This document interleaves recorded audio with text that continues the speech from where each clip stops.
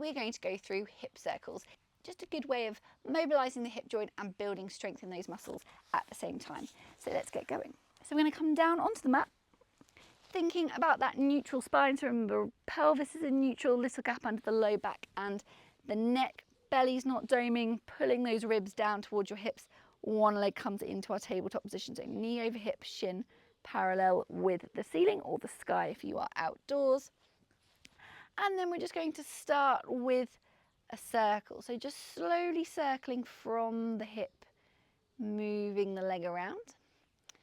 And what we're going to do is we're actually going to turn this into a figure of 8. But to start with, I just want you to do a couple of circles in one direction and then a couple of circles in the other. Just get the hold and the feel for the technique.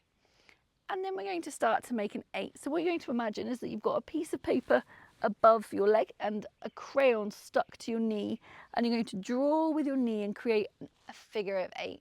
So you're just going to draw that figure of 8.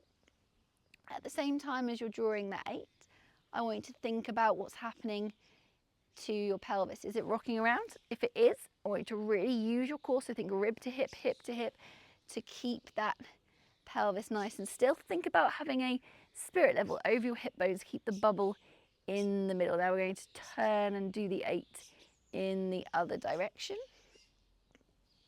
Don't worry if your 8 sometimes looks a little bit weird.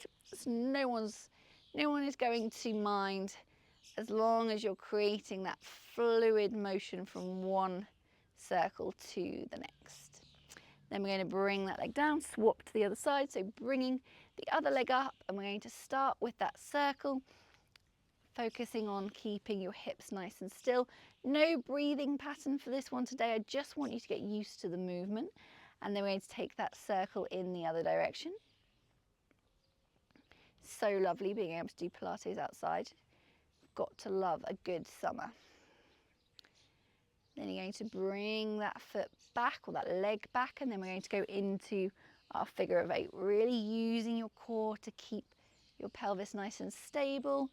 You can only make your 8 as big as you can keep your pelvis still. If you're finding your pelvis is rocking around, go back to your circles and try and really work on that core connection before starting to move into an 8.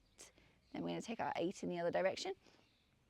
Usually in class we do about 6 to 7 8s on each side. You could do the same if you find that's a bit too many today. You could do 4 on each side, have a little rest, and then do another 3 or 4 on each side again. So you've done the same amount, you've just broken it into 2 sets, and that's absolutely fine. And I'm going to do one more with you here.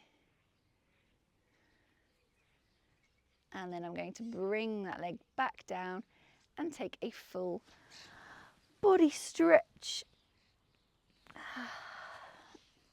And then coming back up to sitting. Thank you for joining me today for my hip circles. I hope you found them beneficial. If you've got any questions or comments, please comment below and I will get back to you as soon as I can. Thanks for joining me today.